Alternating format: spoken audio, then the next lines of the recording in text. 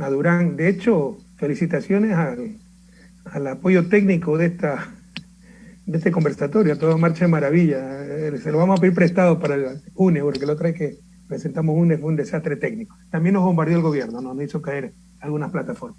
Pero bueno, gracias por tu pregunta. Mira, no nos engañemos. O sea, en lo formal se ha avanzado mucho. Tal vez sí, en lo real, por ejemplo, tú lo has dicho, protocolos para trabajar con poblaciones gay privadas de la libertad, lo de identidad de género, que es parte de los derechos, y sí se está aplicando, pero todavía falta mucho, mucho para ese cambio cultural, para esa tolerancia, para aceptar al otro. O sea, entendamos, o sea, yo puedo estar en acuerdo o en desacuerdo con la orientación sexual de un amigo, como puedo estar de acuerdo o desacuerdo con su ideología, si es comunista, extrema derecha. Pero no por eso voy a negar los derechos de esa persona, el derecho a expresarse ideológicamente, el derecho a su preferencia sexual, el derecho a que él escoja la identidad de género que le dé la gana. Pero para eso todavía falta mucho por caminar, porque es un problema cultural. Un problema cultural que toma tiempo. Empieza por el ejemplo de los dirigentes. Y le pido disculpas si algunas veces yo no he dado todo el ejemplo que puedo dar. Todos hemos tenido una formación machista, ¿no? Desde pequeños, de las propias madres, sexistas. Cuando uno estaba sentado a la mesa y hacían a las hermanas que le sirvieran a uno. Entonces, este es un proceso para todos, un proceso de cambio, de aprendizaje. En todo caso, es un problema cultural muy profundo que tiene Ecuador y América Latina, ¿no? Diferentes son los países ya desarrollados, aunque todavía existen sectores pues intolerantes, discriminatorios, etcétera, pero mucho menos. Entonces hay que seguir trabajando a través de la educación, a través de los mensajes, a través de la dirigencia, a través de acciones formales, cambios de ley, etcétera, acciones concretas, por ejemplo. Cuando llega el gobierno, ¿cuántos asesinatos, Dayan? Nos quedamos sorprendidos de cuántos asesinatos de trans, por ejemplo, de personas trans, estaban sin resolver. O sea, si asesinaban a un trans no había problema, no había que investigar, era como algo natural. Entonces se puso una unidad especializada para que investigue esos casos. Nos reunimos cada 6 meses para ver cómo se avanzaba, ¿no? Entonces se puede hacer ese tipo de acciones concretas para mejorar derechos, protección, ir cambiando mentalidad, pero es un proceso que toma tiempo de cambio cultural y obviamente lo empezamos, ha habido retrocesos, hay que retomarlo, hay que hacerlo bien, hay que hacerlo rápido, pero lastimosamente toma tiempo. O sea, ustedes pueden hacer las mejores leyes, los mejores protocolos, que si no cambiamos ciertos cánones culturales, ciertos antivalores que tenemos, el machismo latinoamericano, la intolerancia, etcétera, seguirán habiendo estos problemas, la discriminación y el respeto hacia el otro. Entonces, respondiendo a tu pregunta, ¿no? Sí se avanzó, pero no nos engañemos, ¿no? Esto es un proceso de cambio cultural, las leyes ayudan, los protocolos ayudan, las políticas públicas ayudan, ¿no? Influyen en ese cambio cultural, pero lo más importante es esa educación, ese ejemplo que viene del hogar, ese ejemplo que dan los dirigentes, esos valores que hemos mantener de respeto al otro, de tolerancia, de adecuada convivencia. Muchas gracias, estimado Rafael Correa. Y en efecto es así. Por ejemplo, teníamos la Ley Orgánica de Comunicación, que incluso amparaba a varios grupos sociales, pero lamentablemente el día de hoy, con todo el cambio de este gobierno y el neoliberalismo que nosotros hemos visto, ha quedado como un saludo a la bandera. No todos los medios de comunicación, pero sí un considerable número ahora sacan inclusive nuevamente estas cuestiones por las cuales en el gobierno anterior habíamos luchado con respecto a la apología de la discriminación, por orientación sexual, identidad de género, por sexo. Las mujeres siguen lamentablemente en algunos espacios siendo como objetos sexuales. Pero en todo caso, sí es importante recoger lo que usted manifiesta, porque en efecto no solamente son las leyes, sino también el proceso cultural que tiene que ver dentro del país. Porque si en algo hubiese podido influir las leyes, quizás con la prácticamente desaparición de la actual Ley Orgánica de Comunicación, que no ha desaparecido, pero que ha quedado invalidada prácticamente, los medios de comunicación deberían seguir respetando todo este proceso, ¿no? De inclusión comunicativa, de no discriminación ni apología de la discriminación. Entonces, doy paso a la siguiente pregunta para nuestra compañera Ana Oquendo, de la asociación Es Mi Familia.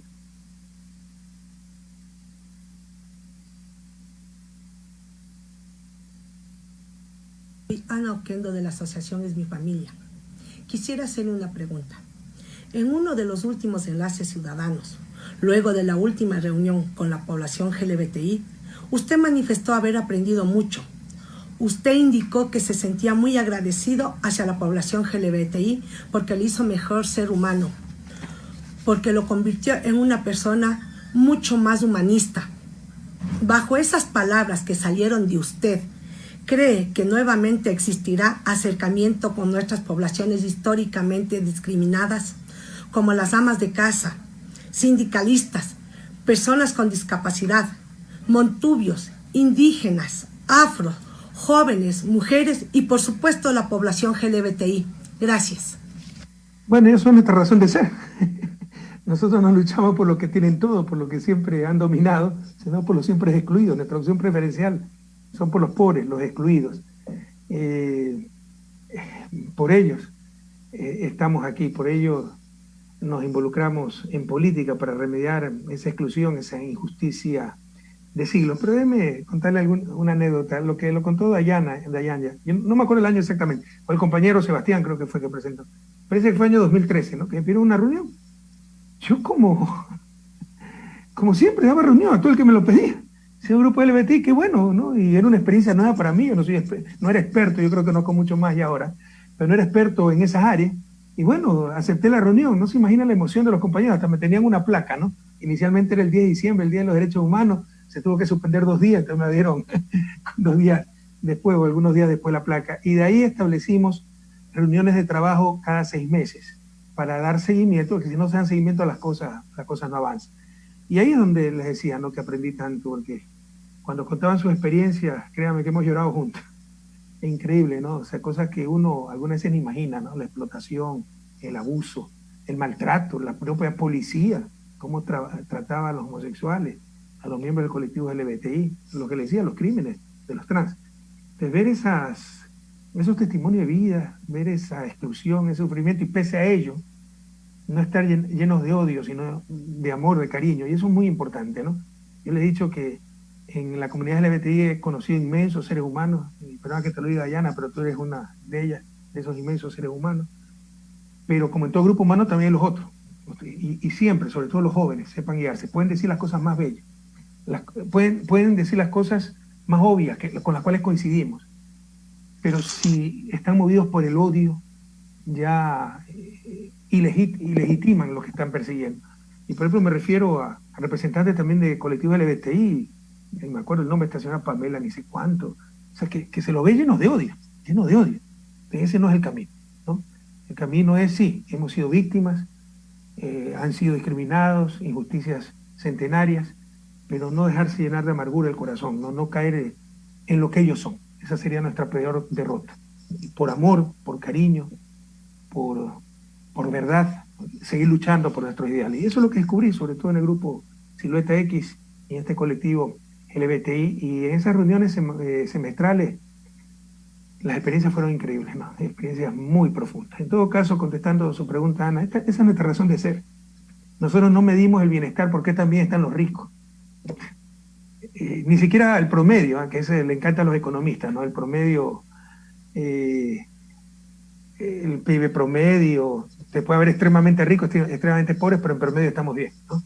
Puede ser que usted tenga los pies metido en un cubo lleno de hielo, la cabeza en un horno hirviendo, en promedio está bien. Entonces, no, nosotros medimos el bienestar porque tan menos mal están los que siempre estuvieron mal. Esos son los grupos excluidos, los LGBTI, los indígenas, las minorías étnicas, pero también, por ejemplo, las personas privadas de la libertad, que eran los olvidados entre los olvidados, los discapacitados, y por supuesto las mujeres, las amas de casa, que ni siquiera tenían seguridad social. Entonces, ellos son nuestra razón de ser. No solo que lo tomaremos en cuenta, sino que son nuestra razón de ser. Algunas veces me hablan como si yo fuera candidato presidencial. Yo no puedo ser candidato presidencial, todo es inconstitucional, algún día se derrumbará todo aquello. Por un instante imagínense si yo pudiera ser candidato presidencial. No se hubieran atrevido a hacer ni la 20ª parte de lo que han hecho. Será parte del plan.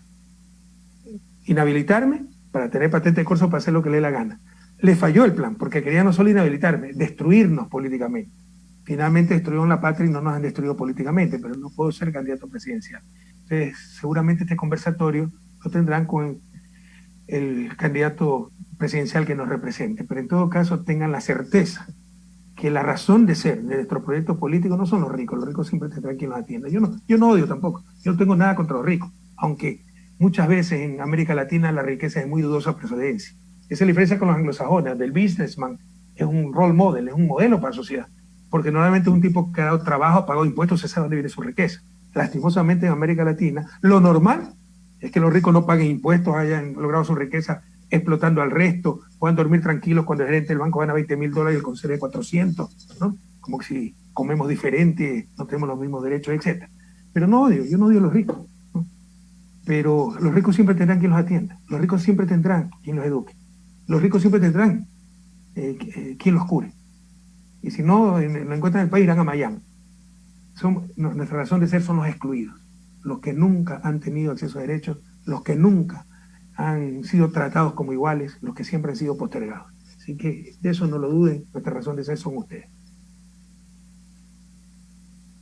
Muchas gracias, estimado Rafael Correa. Les voy a rogar a las personas que están ingresando al conversatorio, por favor, apaguen los micrófonos, porque en el momento que está hablando cualquier persona que esté interviniendo, lamentablemente se poncha esa imagen en el Zoom. Entonces, le doy paso a mi compañero Germán Castillo. Él es presidente de la Mesa LGBTI de Quito y a su vez es director nacional de la Federación.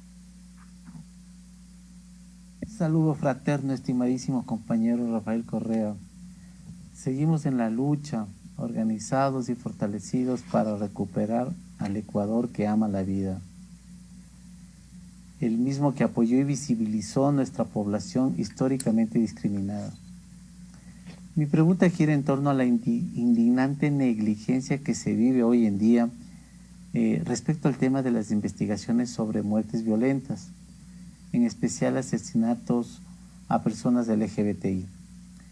También es evidente la negligencia de los operadores de justicia, que irrespetan constantemente el debido proceso, el derecho a la defensa, dejando en indefensión a la población.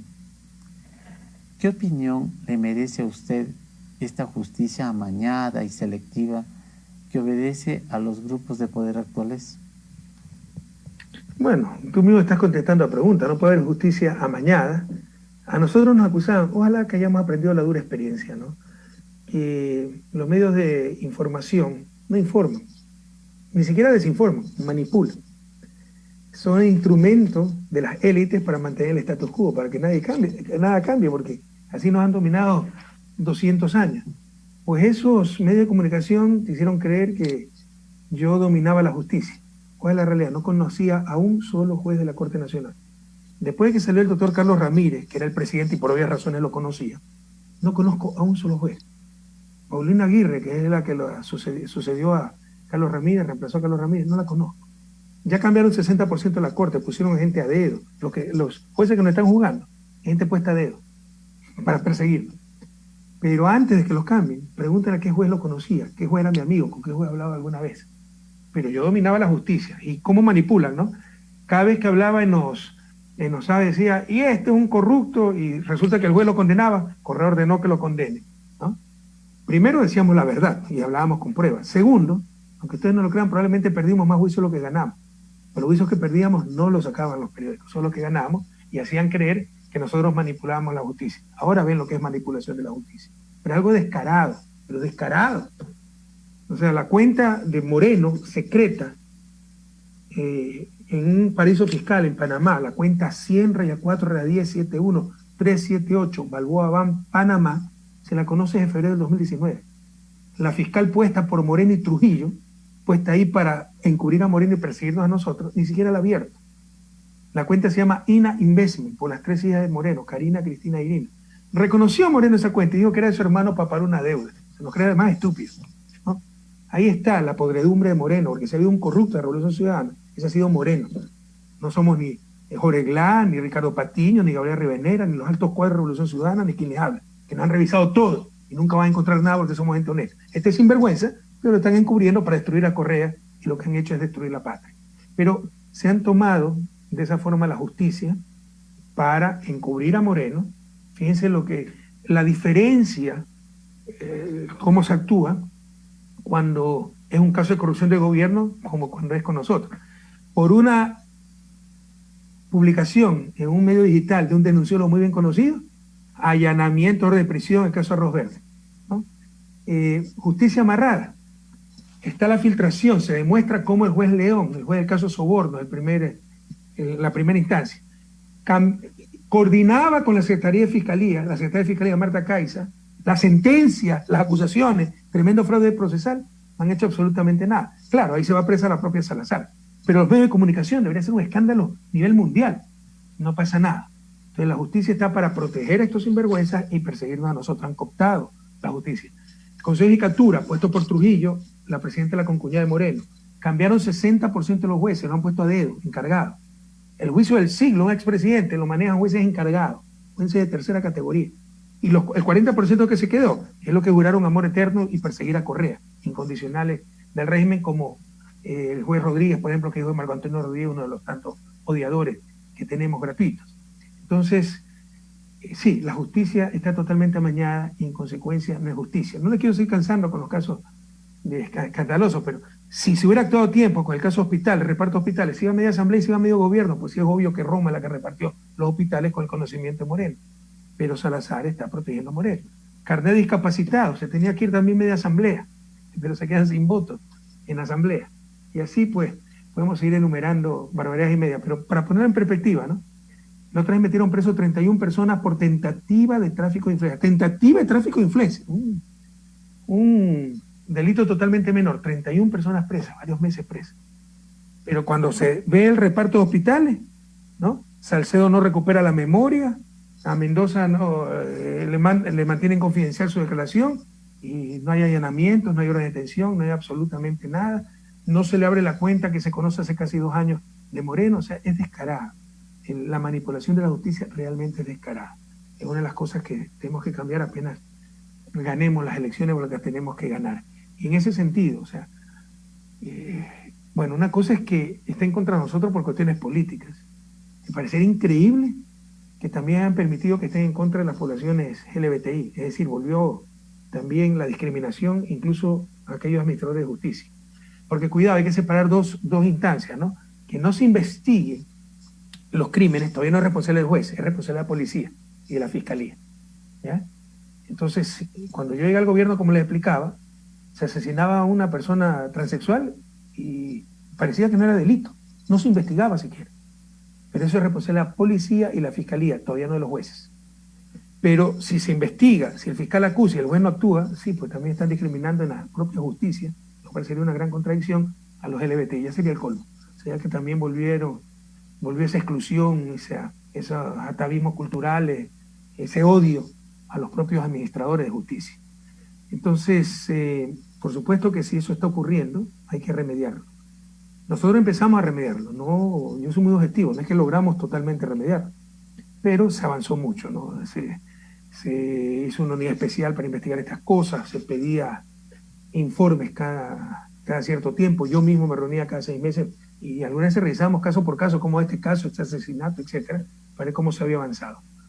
Si eso se dejó a un lado nuevamente, que nunca debió existir, nunca debió estar el propio presidente preocupado de estas cosas, porque era un ciudadano asesinado, debió haberse tratado como cualquier otro asesinato, que se investigue, ¿no? Pero eran trans, eran LGBTI, no pasaba nada. O sea, eso ya nos demuestra las distorsiones culturales y morales que tenemos, ¿no? Porque que se asesine un ser humano y ni se investigue, inconcebible. Pero en todo caso, si eso se dejó a un lado, habrá que retomarlo, y si el sistema de justicia, no solo que está totalmente corrupto, no solo que está totalmente amañado para proteger a Moreno y perseguir a los correístas, sino que además los jueces también son tan primitivos que creen que los LGBTI son ciudadanos de segundo orden y ni siquiera se administra justicia adecuadamente en casos relacionados al LGBTI. Por supuesto que hay que cambiar eso, y no solo cambiar, sancionar a todas las personas, jueces y administradores de justicia que cayeron en esas barbaridades, esa discriminación, en esas inconstitucionalidades, porque la Constitución dice claramente y una y otra vez, todos somos sujetos de derechos y de iguales derechos. Así es, estimado expresidente Rafael Correa. Es más, es importante decir que en el año 2018, en octubre, 2 compañeras trans en Cotopaxi fueron apedradas prácticamente y dimos por error la información a través de un boletín de la plataforma Revolución Trans, que había sido una de ellas asesinada. Pero sin embargo, la Policía Nacional, en vez de investigar a los agresores o buscar supuestamente, por supuesto, al asesino o los asesinos, lo que hizo fue sacar un boletín para desmentir nuestro boletín, diciendo que era mentira, que no había fallecido nadie, y en efecto era así. Pero al final le consultamos que qué era lo que había sucedido, si ellos conocían el caso de estas personas que habían apedrado a estas compañeras que eran trabajadoras sexuales, y nunca respondieron. Entonces parece que mucho más está el gobierno actual en tratar de desmentir a los grupos y organizaciones sociales que en realidad hacer su trabajo. Eso es como un ejemplo breve. Y ahora le voy a dar paso a mi compañero Germán Álvarez de la Asociación Transmasculinos de Ecuador. Un saludo cordial para el economista y ex presidente Rafael Correa. Le saluda Germán Álvarez, coordinador de Transmasculinos de Ecuador y la colectiva Transfeministas Ecuador. Mi siguiente pregunta para ustedes: hoy en día los medios de comunicación están volviendo a vulnerar derechos, sobre todo en el uso y tratamiento de sus propios códigos deontológicos, los que incluso ya ni siquiera tienen obligación a publicar. Se ha vuelto a cosificar a las personas LGBTI, mujeres, adultos mayores, entre otros, utilizando términos que vulneran nuestros derechos constitucionales.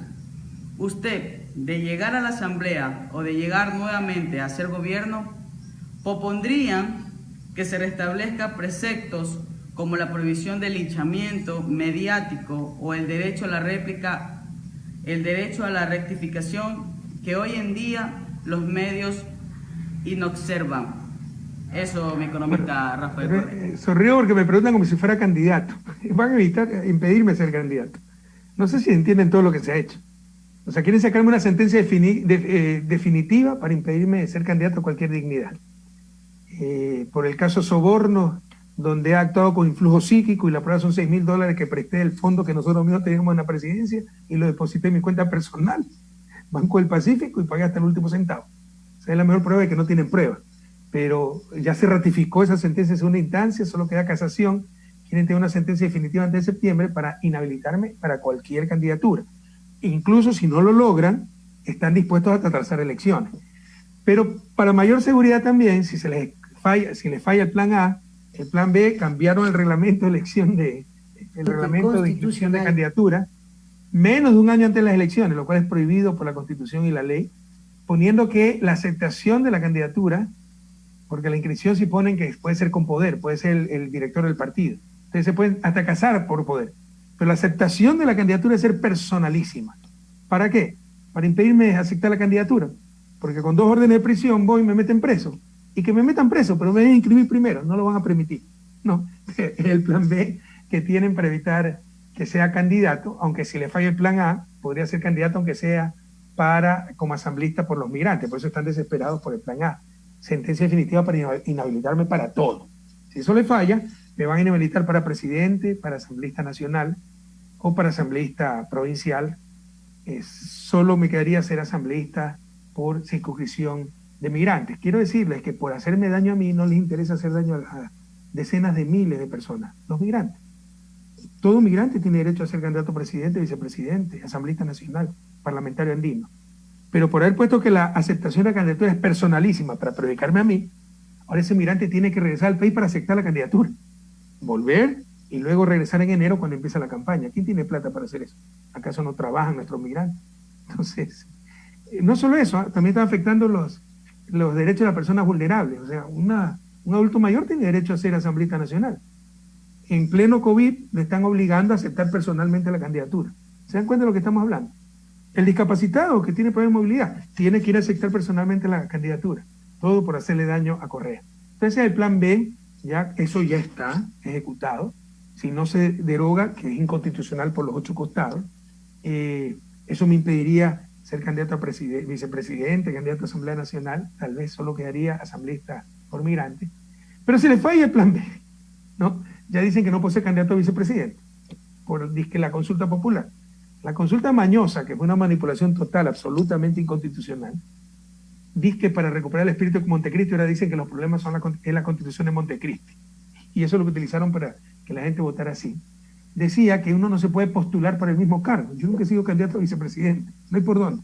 Pero no, como puedo llegar a presidente, entonces tampoco puedo ser candidato a vicepresidente.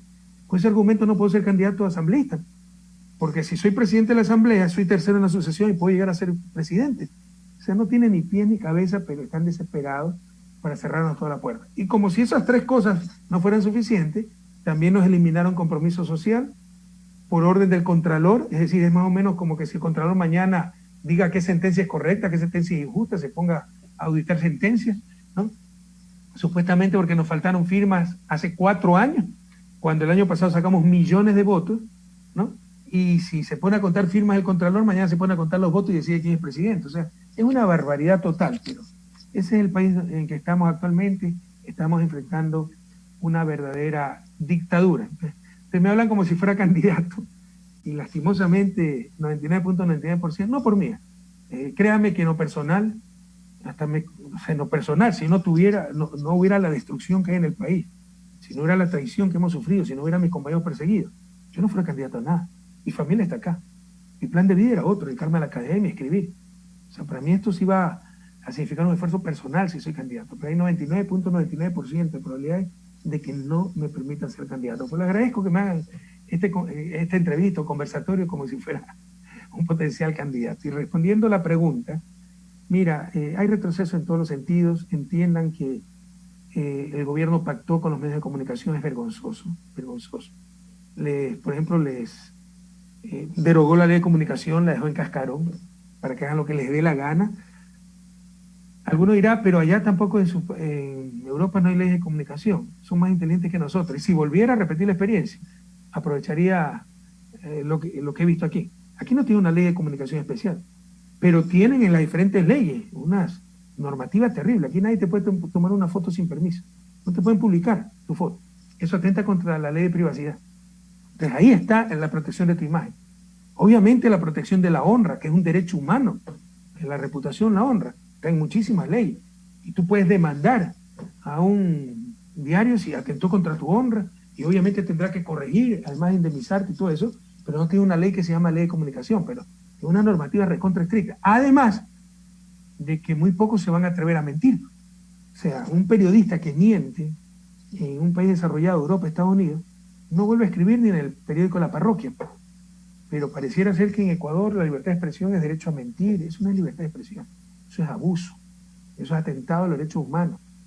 El derecho a la información, el derecho es algo que no es algo que alguien te da porque es generoso y cuando el universo informa correctamente hay que agradecerle, del Amazonas. No, un derecho es algo que nadie te puede quitar. Cuando nos quitan ese derecho es que hay que criticar, cuando nos lo dan es lo que debieron hacer siempre. Además, como el juez honesto no es el que algunas veces cuando le da la gana declara culpable al culpable, inocente inocente. De vez en cuando. No, es el que siempre dicta sentencias correctas. El medio de comunicación honesto no es el que de vez en cuando te dice la verdad, porque ya es un caso muy evidente, este tipo atropelló a la otra persona, entonces ya informemos esto y estoy informando y me tienen que agradecer. No, primero no hay nada que agradecer, es nuestro derecho. Segundo, no es que son honestos, siempre tienen que decir la verdad, no solo cuando les conviene. Mira, el problema mediático es tan grave en América Latina que mientras no se resuelva la cuestión mediática no vamos a tener verdadera democracia. No puede haber democracia sin información. Para que haya democracia debe haber elecciones libres, ¿verdad? Para que haya elecciones libres debes tener información para poder elegir. Si no tienes información, si no manipulación, no te están dejando elegir libremente. La democracia se puede definir como la opinión pública expresada en reglas preestablecidas que se llama Estado de Derecho. ¿Qué opinión vamos a tener si no tenemos adecuada información? Deterioran la democracia. Para tener democracia y calidad de la democracia, América Latina debe resolver la cuestión mediática, que es totalmente diferente acá en Europa. Acá también tienen poder, acá también abusan de vez en cuando, pero nadie se le va a ocurrir mentir. Ese tipo se va al día siguiente. Hay leyes que protegen los derechos de los ciudadanos, allá derogaron todo. Son soberbios, se acostumbraron a mandar, ¿no? Y se acostumbraron a mandar sin límite ni escrúpulos, o sea, sin importarles mentir, manipular y respetar. Y si reclamas, te sacan 5 titulares más para enseñarte a quién manda. Eso no existe acá. Existe profesionalismo, existen principios. Hay abusos, hay excesos, no son la excepción, no son la regla. Y el nivel de mediocridad que tenemos en América Latina, el nivel de corrupción, periodistas mentirosos, odiadores, eso no lo ves en absoluto. Un presentador de noticias que como Alfonso Espinosa te haga muecas, aprobación, desaprobación, eso no lo ves aquí. Eso es falta de profesionalismo. Allá ya ni hasta perdimos la capacidad de sorprendernos, ¿no? Y Alfonso Espinosa es de los menos malos. Imagínate una Yaney Nostroza, los 4 mojigatos y toda esa tontería, ¿no? Gente que está ahí solo para odiar, solo para distorsionar. Entonces sí, están cogobernando, derrumbaron cualquier control, hay que retomar esos controles. No solo por ustedes, compañeros, por los derechos de todos. La reputación es un derecho humano. La política debe tener límites. No porque odio a Correa le puedo decir ladrón, si no tengo pruebas, si no hay una sentencia judicial. Ustedes saben que estos países, hasta que haya una sentencia ratificada, al acusado tienen que llamar sospechoso. Y tienen que decir el sospechoso esto, el sospechoso otro. No lo pueden decir el culpable, hasta que haya una sentencia. Y aquí sí funcionan los sistemas de justicia. Allá te sentencian en los medios de comunicación, atentando contra tu reputación, contra tu honra, que es un derecho humano. Artículo 11, 12 de la Carta Interamericana de Derechos Humanos. Claro, los LGBTI siguen las burlas, la denostación pública, los programas disque cómicos, pero también, por ejemplo, la crónica roja para vender periódicos. Entonces el muerto destripado en Diario Extra en primera página para vender más periódicos que Lucre Martínez, el dueño de Diario Extra. O sea, ¿te imaginas que mi hijo sea el atropellado y estos miserables lo sacan en primera página su cadáver para vender más periódicos? O sea, qué insulto a la dignidad humana, el dolor de esa gente. Por supuesto que hay que corregir todo eso. Ustedes también son víctimas de todo eso. No puede haber discursos de odio, no pueden haber discursos estigmatizantes. Eso no es libertad de expresión. Eso es prohibidísimo acá en Europa. A nadie se le ocurre decir que no hay libertad de expresión. En Alemania incluso está prohibido el fascismo. Prohibido el discurso de extrema derecha por la experiencia de la Segunda Guerra Mundial que tuviera. Si nosotros hiciéramos eso en Ecuador, atentado a la libertad de expresión. Pero bueno, eso puede ser discutible, es ideología. Pero discursos de odio, de discriminación por orientación sexual, de utilizar el dolor ajeno para vender periódicos, la mentira, las imprecisiones, el hablar sin pruebas.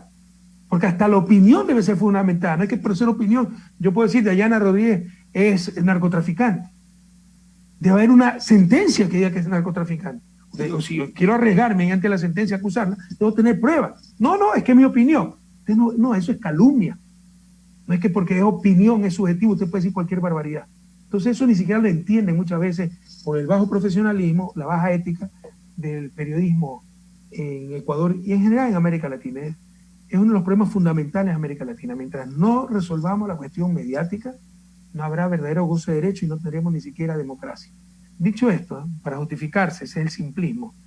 Los argumentos ad hominem, atacar a la persona, no los argumentos. Es que Correa odia a los periodistas, porque le dicen la verdad. Por si acaso mi hija se me acaba de graduar de periodismo, y estoy muy orgulloso de eso. Lo que más necesita Ecuador y América Latina son verdaderos periodistas. El problema no está en el periodismo, está en el mal periodismo. El problema no está en la política, está en la mala política, no está en los políticos, está en los malos políticos. Eso es lo que tenemos que resolver si queremos salir de su desarrollo y tener verdadera democracia. Muchas gracias, estimado Rafael Correa. Una cosa importante que me parece que hay que resaltar es justamente esta intromisión de la justicia aparente en el Consejo Nacional Electoral por parte de la Contraloría.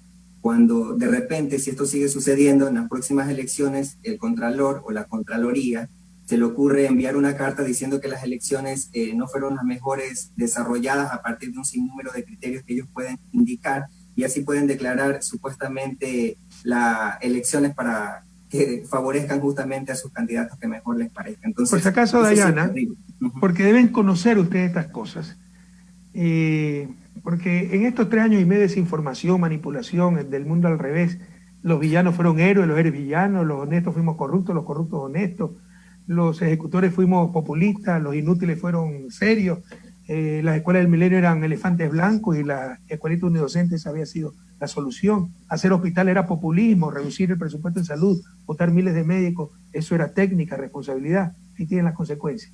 Hoy lloramos lágrimas de sangre. Pero dentro de toda esta destrucción, nosotros le habíamos quitado a la Contraloría la capacidad de hacer auditoría y gestión, porque eso es tremendamente subjetivo. Por supuesto dijeron que Correa quería caer en impunidad.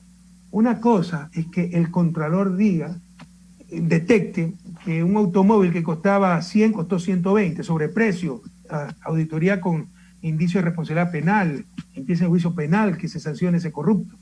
Una cosa es que diga, ah, no, este edificio la autoridad no lo aseguró, es negligencia. Sí, esa es la labor de la auditoría, de la Contraloría, ver el buen uso de los recursos públicos, de acuerdo al marco legal. Pero con la auditoría de gestión se cae en el subjetivismo. Ellos son los gerentes, ellos son los que deciden si una decisión gerencial es buena o mala. Eso lo reformaron, la Asamblea lo reformó de allá. Ustedes, no sé cómo votaron, pero algunas veces, o no me acuerdo si declararon la inconstitucionalidad de nuestra reforma, no recuerdo, pero le devolvieron a la Contraloría la capacidad de auditoría de gestión. ¿Qué significa esto? Que si yo soy gerente de Petroecuador y viajan mucho, y les estoy dando un caso real, viajan mucho mis funcionarios a la Amazonía, en lugar de seguir comprando pasajes de avión, porque creo que se gasta mucho, además que son horarios fijos, no es que se puede volar a las 2 de la mañana, en función de las necesidades de la empresa, decido comprar un avión para transportar al personal a la Amazonía. Bueno, viene el auditor y dice, no, yo no estoy de acuerdo, era mejor seguir comprando boletos, tickets de avión, así que responsabilidad civil y penal, ¿no? Auditoría con responsabilidad penal porque perjudicó al Estado. Nadie va a querer ser gerente. Y si eres gerente, nadie va a querer tomar decisiones. Precisamente por haber devuelto eso, es que el tipo se cree con atribución hasta de revisar la firma. La firma es competencia exclusiva del Consejo Electoral, pero lo que está viendo es si cumplió bien su función, la gestión.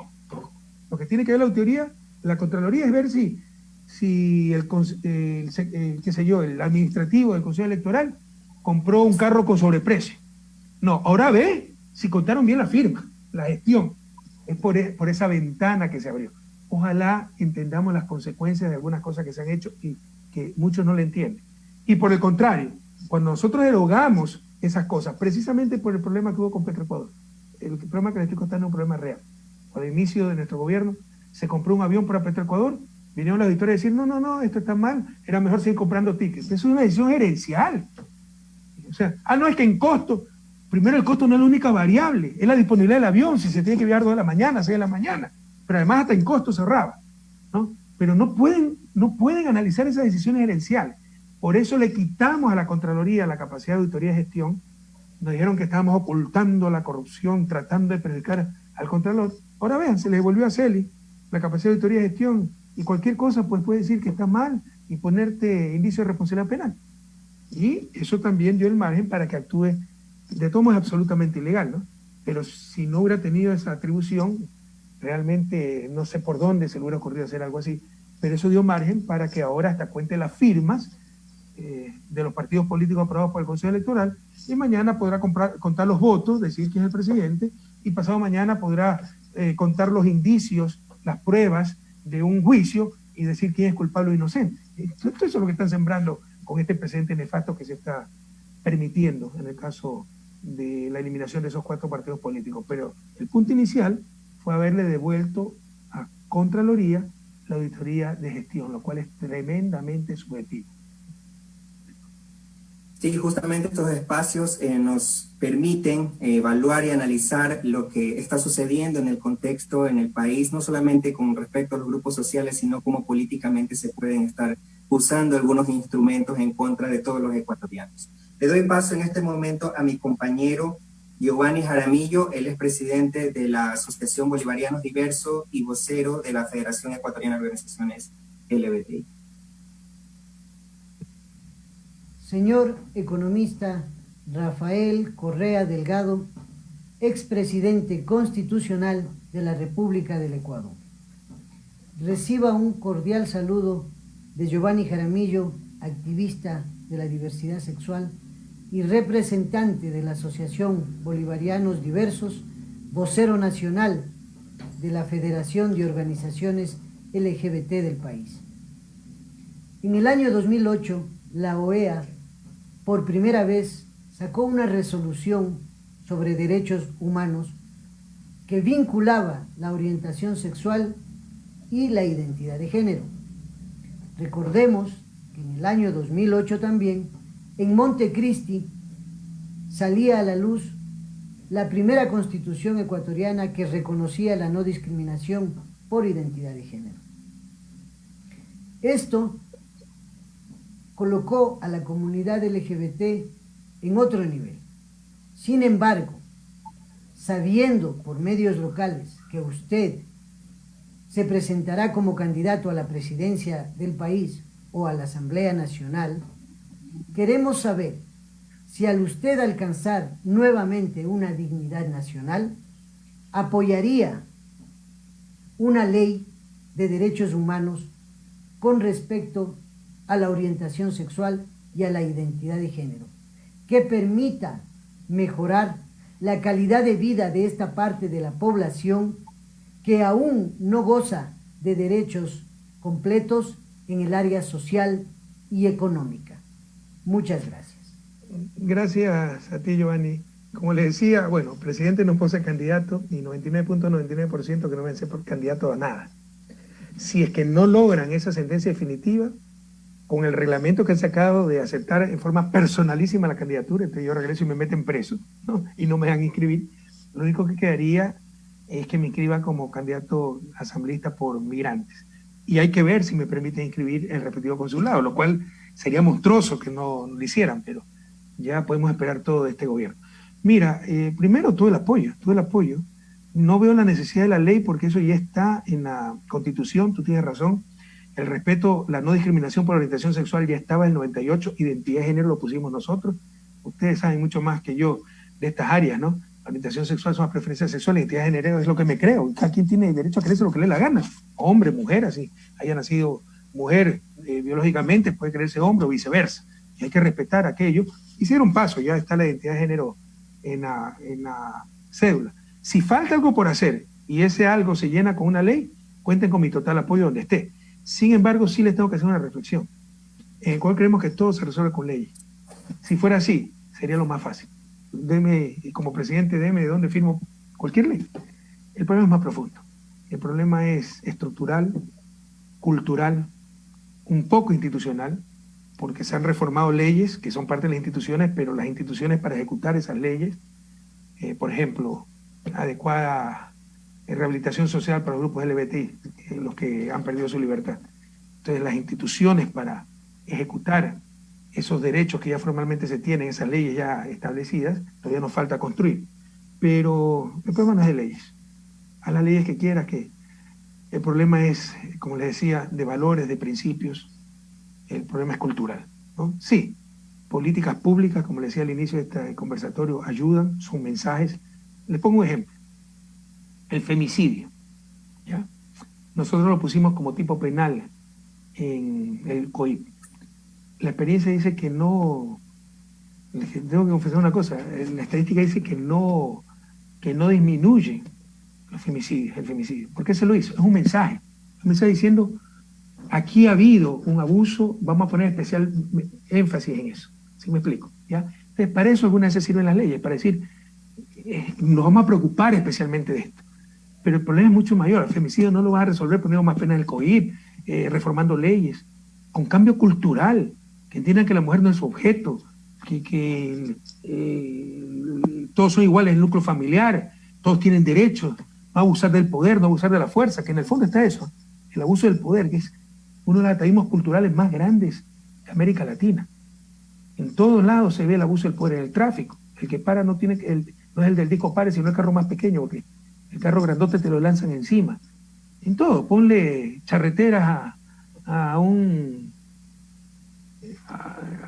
ponle uniforme a un latinoamericano y es para abusar de su poder, no para servir a los demás. En la familia, o sea, el hombre macho, más fuerte que la mujer, maltrata a la mujer. Los grupos LGBTI, ¿no? La masa más grande de la sociedad, pues aplasta a la más pequeña, no respeta sus derechos. En el fondo, muchas de estas cosas se entienden por ese atavismo del mal uso del poder, de la cultura, lastimosamente les digo, característico de la cultura latinoamericana. No es así, en otras culturas pues mucho menor. Entonces, yo soy escéptico de que estas cosas se remedien con leyes, pero si se necesitan leyes, cuenten con mi apoyo. Pero el problema es más profundo, como te decía, un problema de principios, valores, de cambio cultural. Gracias, estimado expresidente Rafael Correa. Y yo quisiera hacer una breve pregunta. En su gobierno se tuvo, por ejemplo, una ministra de la diversidad que es Karina Vance, y más allá incluso de sus propias, su propia posición como una mujer lésbica, más vale, por supuesto, su capacidad profesional, su desarrollo, más que todo, de conocimiento con respecto a la temática de salud, y obviamente eso le hace acreedora a ese espacio, ¿no? También yo he tenido la oportunidad de participar políticamente como asambleísta, sin embargo, en alterna. Sin embargo, estoy bloqueada por el actual gobierno, como bien saben la mayoría de personas. Entonces, en ese sentido, ¿cree usted de llegar a ser gobierno, ya sea en cualquier tipo de espacio, que sea el momento justamente de que las poblaciones de la diversidad puedan participar en estos cargos que ya se ha venido viendo, pero no de una manera como se vería? Por ejemplo, si hablamos de equidad con respecto a las mujeres, también ha sido una lucha muy profunda para poder buscar espacios de posicionamiento adecuados en donde tengan representatividad las propias mujeres. Entonces, lo mismo pasa con el resto de grupos sociales que tienen que ver con afros, indígenas y, por supuesto, las poblaciones LGBT. En ese sentido, ¿cree que Ecuador está preparado para esto, o se utiliza justamente este término como de preparado o no preparado para esta inclusión pública de aquellas poblaciones que históricamente hemos sido discriminadas? Así como para disfrazar la discriminación se utiliza lo de preparado o no preparado, no podemos caer en lo contrario, ¿no? Que bueno, como es de una minoría, ya sea indígena, LGBTI, entonces así no esté preparado, tiene que estar en ese puesto. Yo te voy a decir algo muy duro. Karina Vance, una querida amiga, una extraordinaria ministra, si no hubiera sido capaz, no hubiera sido ministra. Claro, para nosotros es un plus que sea del colectivo LGBTI, pero eso es deseable. Lo fundamental es que sea capaz.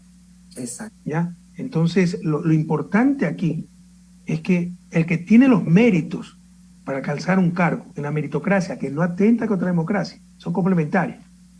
Democracia, o sea, la meritocracia dentro de un marco democrático. Pero los más capaces que puedan acceder sobre todo al servicio público, dicho sea de paso, eso va a ser uno de los más grandes problemas, ¿no? Después, todo lo que ha sufrido gente capaz, honesta, la propia Karina, nadie honesto va a querer ir al sector público. Para que después te acusen de ladrón, tengas que venir a tu casa para pagar abogados, ¿no? Entonces, el que robó, pues no va a tener problema, va a tener que pagar el abogado. El que no robó, bueno, Celi, el daño que ha hecho ese tipo, ¿no? Persiguiendo a todos, a tantos funcionarios honestos.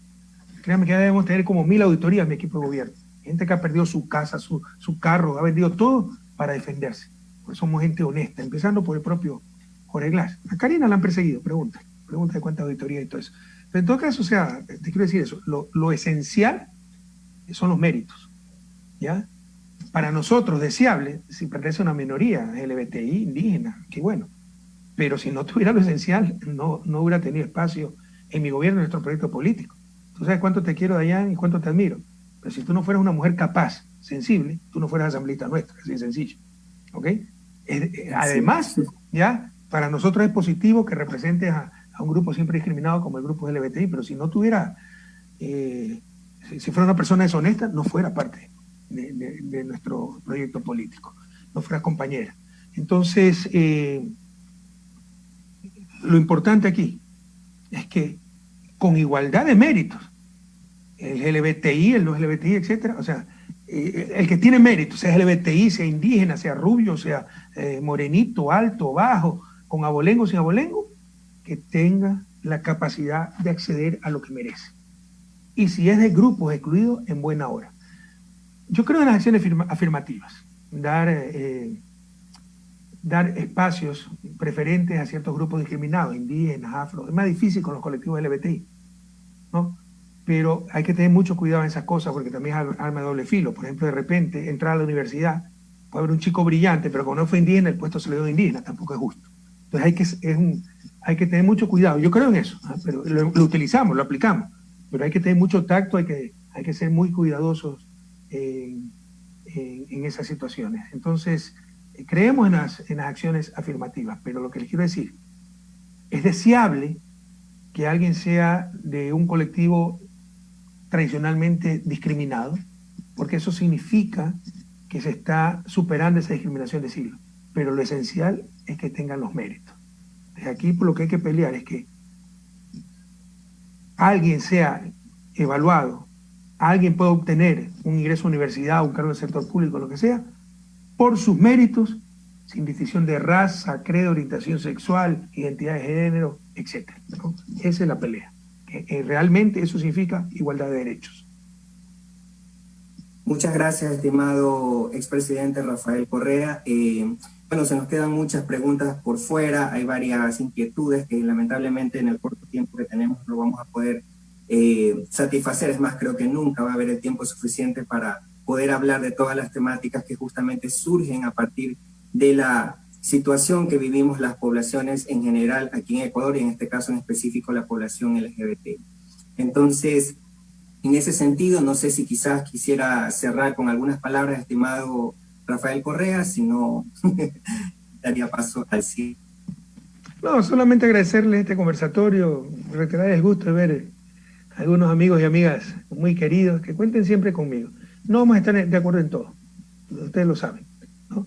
Pero siempre cuenten con mi frontalidad, con mi honestidad, y bueno, ustedes deciden, ¿no? El que le diga sí, sí a todo y después no les cumple nada, o el que siempre, conmigo siempre van a saber claramente qué es lo que creo, qué es lo que no creo. No significa que lo que no creo no deba aplicarse. Soy demócrata, soy institucionalista, pero obviamente también lucharé por mis creencias, ¿no? En todo caso, reiterarles el cariño, reiterarles la admiración a muchos de ustedes, mi solidaridad y sí, mi compromiso para, junto a ustedes, compañeras, compañeros, superar esa injusticia histórica hacia los LGBTI, esa discriminación que debe de terminar de una vez por todas en nuestra patria, en América Latina, y que lastimosamente no se va a lograr de la noche a la mañana. Es un proceso, una lucha, pero esa lucha cuenten con este compañero.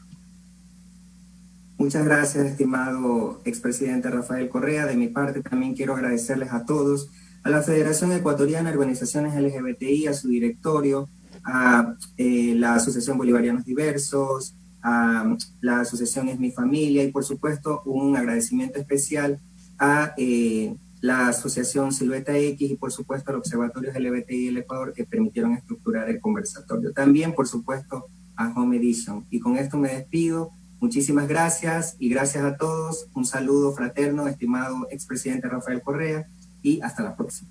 Me prestas al técnico, excelente trabajo, lo necesitamos. Por supuesto que sí. Cuídense, cuídense.